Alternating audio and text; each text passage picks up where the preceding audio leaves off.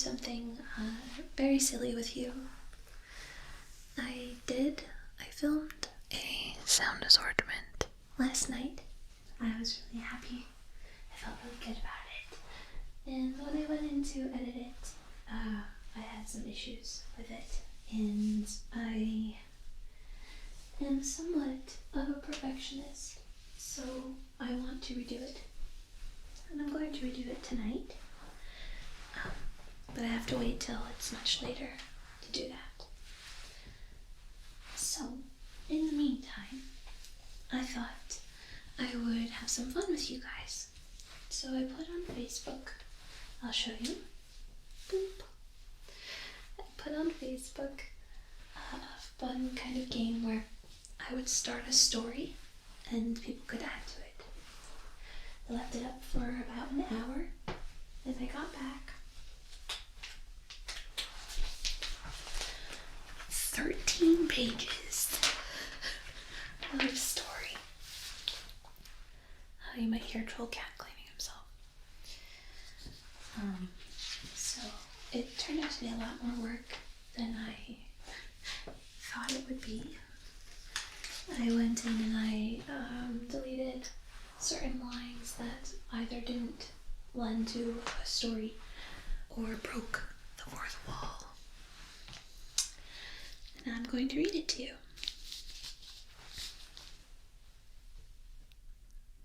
All up in your ears.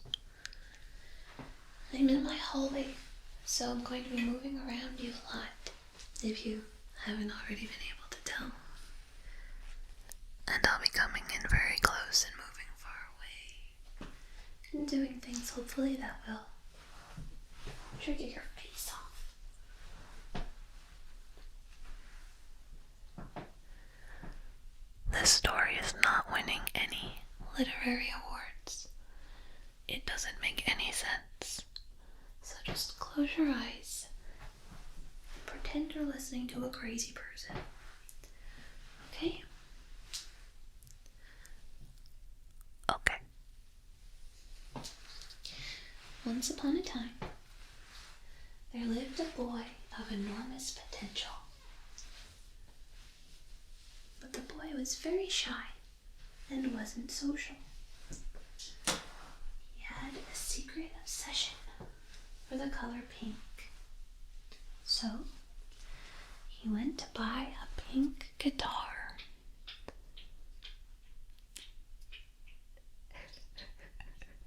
Troll cat, you're clean.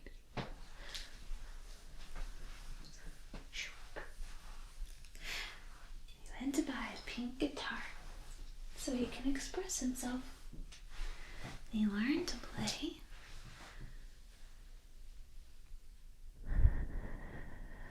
What did he learn to play? Do you know? He learned to play Fleetwood Mac.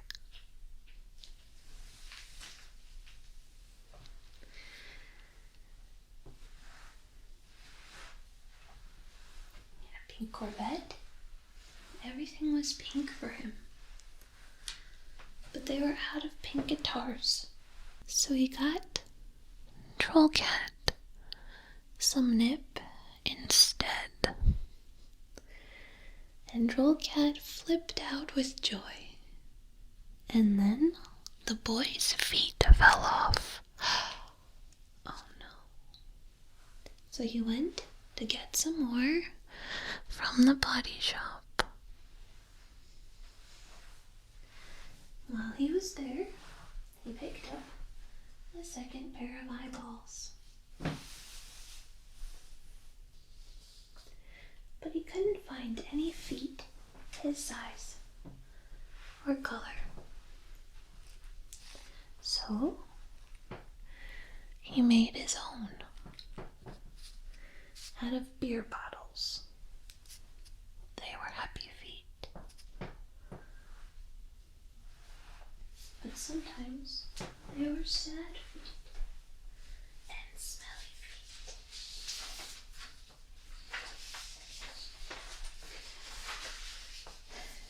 So he gave his feet beer so they would be happy again.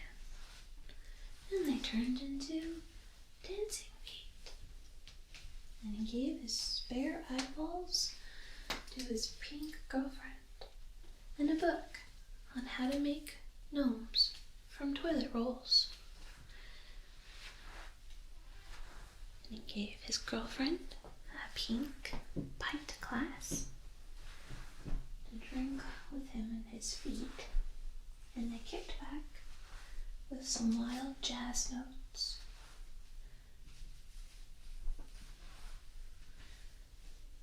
So smelly, they were a special smelly. You guys. But then he discovered socks, and all sorts of things started to happen. Socks were a gateway to shoes, and the shoes were a gateway to adventure.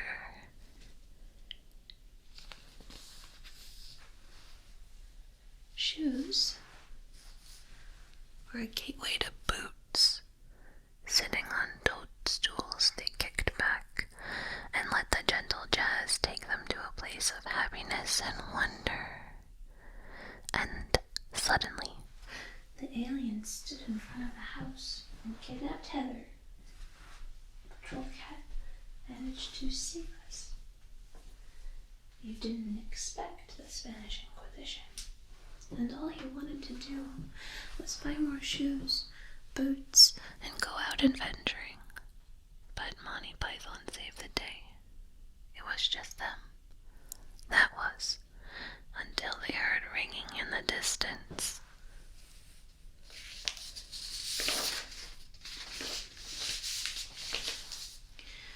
Rick Astley came out, and Rick rolled everyone.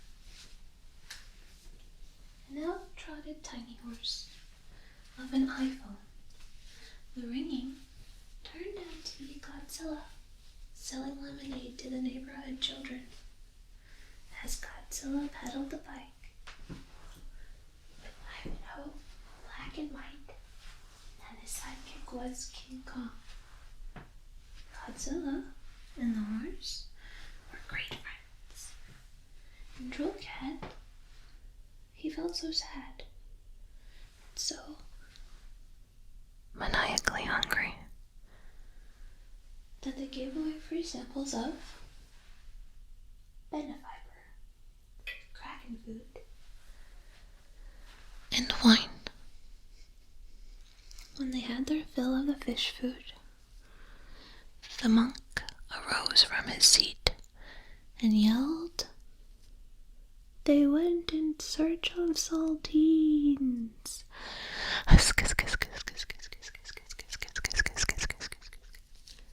In a land filled with the scent of jasmine blossom and roses and bacon, which Kermit cried about.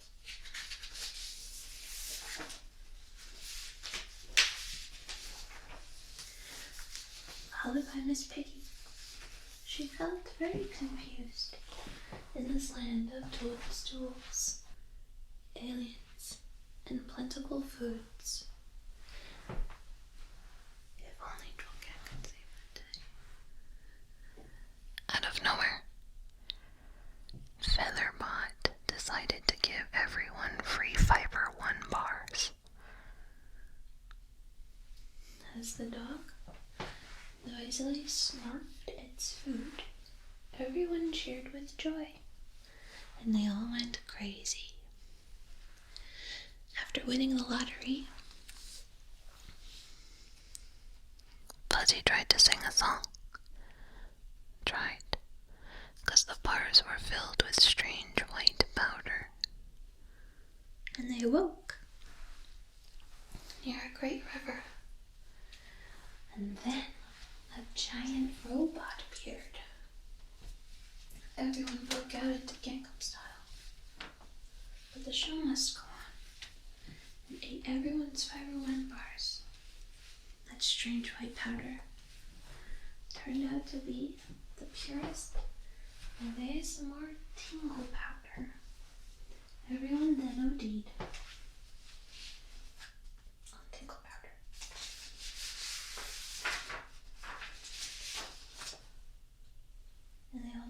and sunglasses, which Heather sold on the black market. And then Brian May walked out from under a waterfall near the river. He said,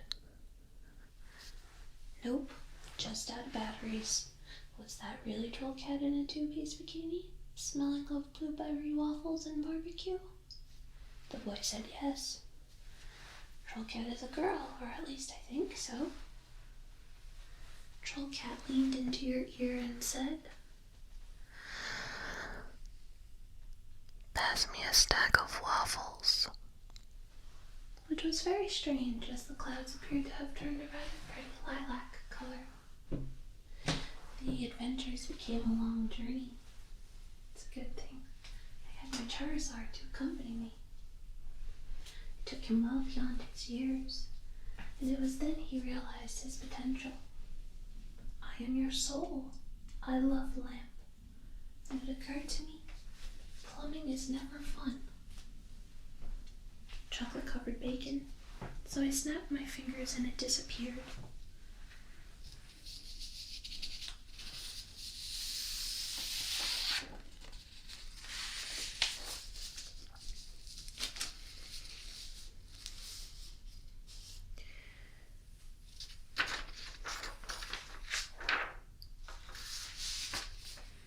"Can we all be turtles for a day?"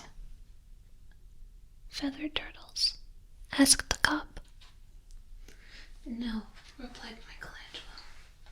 "I am the only turtle. Turtles crafted by the Illuminati of Mirrorbeat." And I thought, Kansas was never like this. "How many Dingle Sprinkles have you consumed today?" 16 pounds? Just under the legal limit. Wow. That's a lot of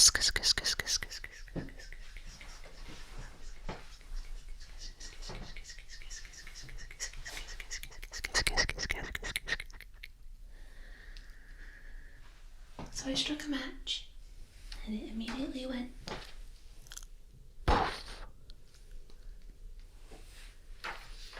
He then checked into ASMR rehab, after he admitted to himself that he had a problem. But he didn't care that much, as he loved ASMR. Then we all went to Tony Pomponi's house, for there appeared to be a huge cake next to it, so I valiantly ate it all. The doctor greeted him warmly and began explaining the procedure. And then, all of a sudden, he opened his eyes and saw.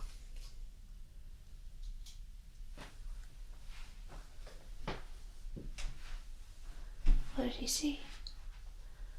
He saw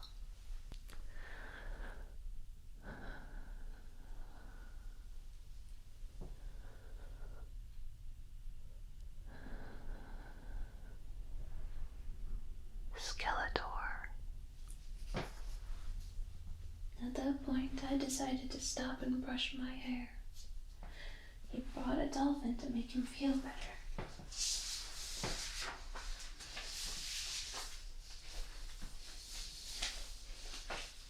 And macaroni.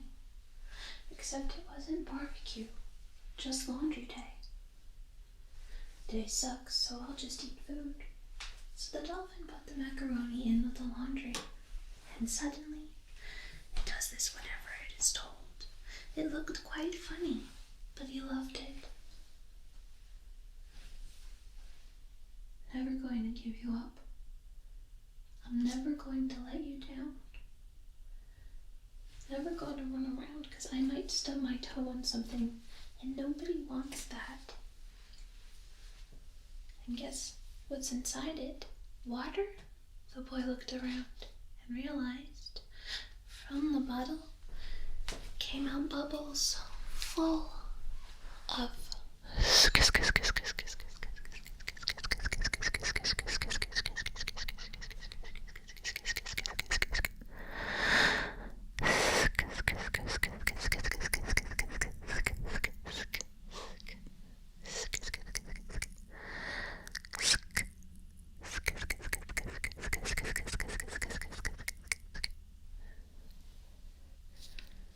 it was pancake day, which made me wonder why my hovercraft was full of eels. I sold it.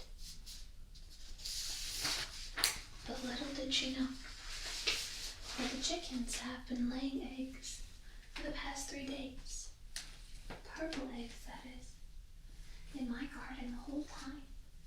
I ate some bricks. The only cure would be tinkle powder and tinkle sprinkles topped with lanolin and smacks of 8 basket bottles with bright brown yolks. I stuffed as much of it as I could into my bag and ran into the nearby wood, where lanolin proceeded to give me a rash. I found Robin Hood. A unicorn gave me a popsicle with a baby tutu, a rainbow popsicle, laced with tinkle powder, while watching Star Wars. A witch, an old lady with a broom, approached me asking for pizza. I tried to do the hokey pokey, but the leprechaun had stolen my tinkle dust.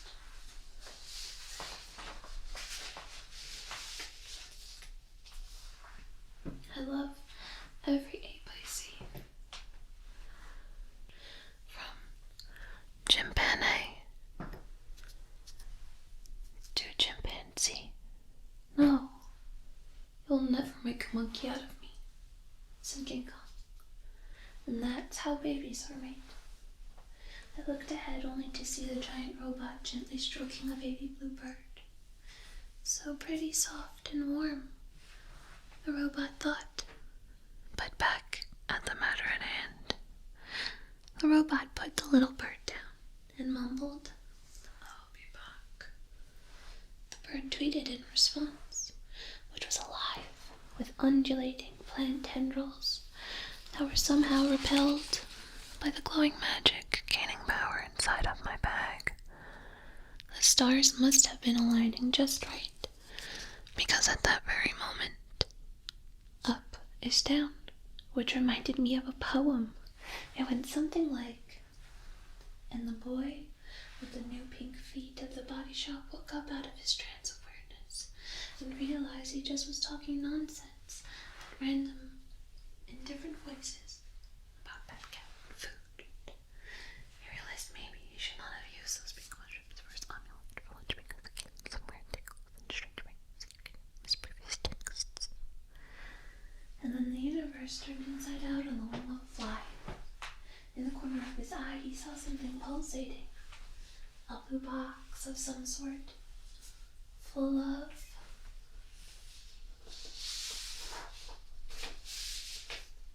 peanuts. And out of it stepped Spike the vampire, Castiel the angel, and Sherlock Holmes.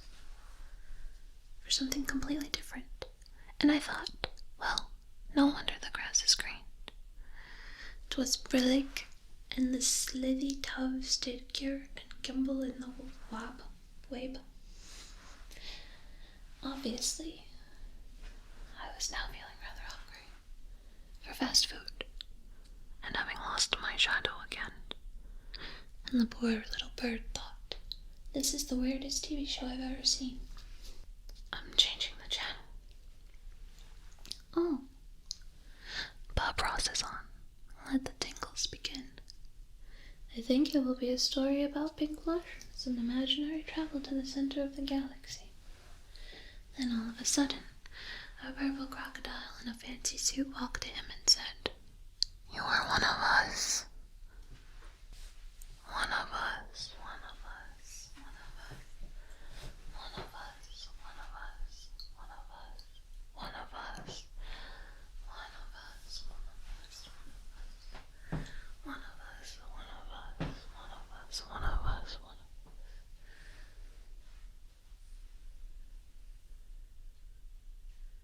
Where is the pie?" However, a snow leopard very kindly brought him some pink stilettos to match his pink waistcoat. The pie in the sky keeps on turning. Don't know where I'll be tomorrow. I hope I can be the pie.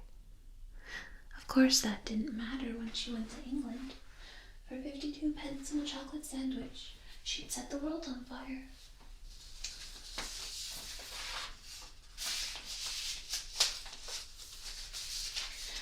Out of nowhere appeared a tiny garden gnome, ready to learn the true meaning of friendship. I noticed that my hand was moving on its own accord, as helicopters were passing by playing the ride of the Valkyries. "Wickety whack," said Heather, and giggles at all the silliness coming from her mouth. Sitting next to John McClane.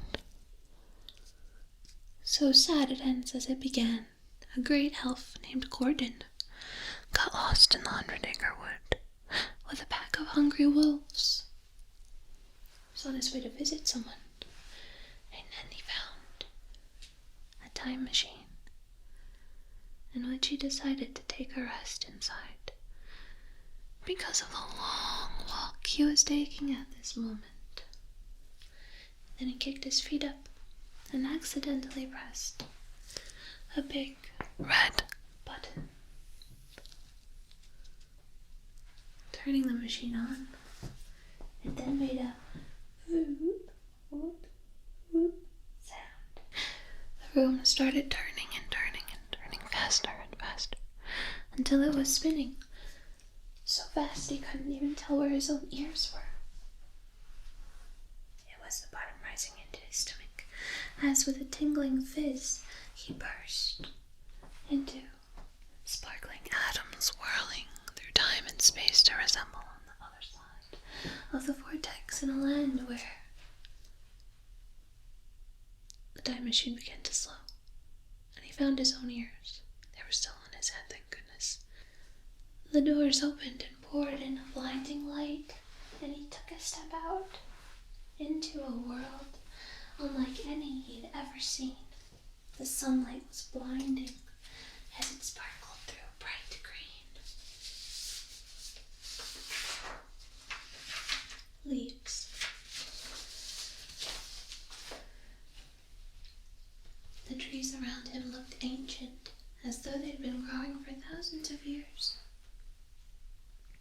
Although it seemed that this forest should be teeming with life, the only sound audible was a deep, ominous rumbling from somewhere in the distance. What they saw was a great kerfuffle of quantum levitating pastries racing across the plain. Realizing he hadn't eaten in days, he snatched one morsel as it floated past. Taking a bite, he barely had time to savor it before a peculiar sensation arose. The pastries were playing Quidditch, and Gordon was astonished as an elf knew the rules and sat down to watch. In the distance, they also noticed the sudden rush of 1,000 startled gazelles.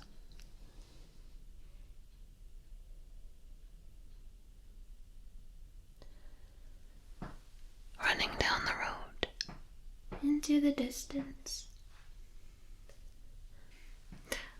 The pastries ran away from the gazelle storm because they knew they would soon be eaten by the ravenous beasts.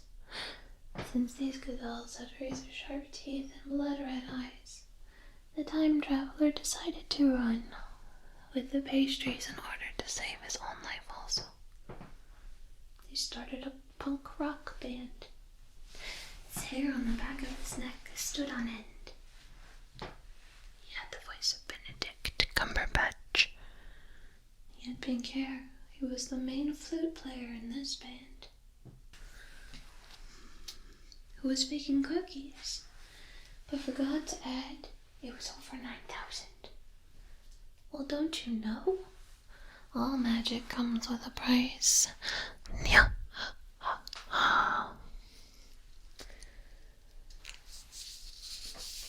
It was mostly bread, but there were some pies, and there was a girl named Olivia? Nicolas Cage finally awoke from this decade-long slumber. What a peculiar dream, he whispered in a womanly voice, content with the strange series of situations with which his mind had entertained him. The end. So, that was the collective brain trust of the people on Facebook for an hour earlier today. I hope that despite the nonsensical nature of this, that you smiled and got sleepy or fell asleep. I will have a sound assortment out for you in a few days. Thanks for hanging out with me today. I hope you enjoyed it. I did. And I will see you very, very soon. Oh, sorry about this. You hear this? That's the bottom of my pants, my pajama pants dragging on the rug. I hope it didn't bother you. Just pretend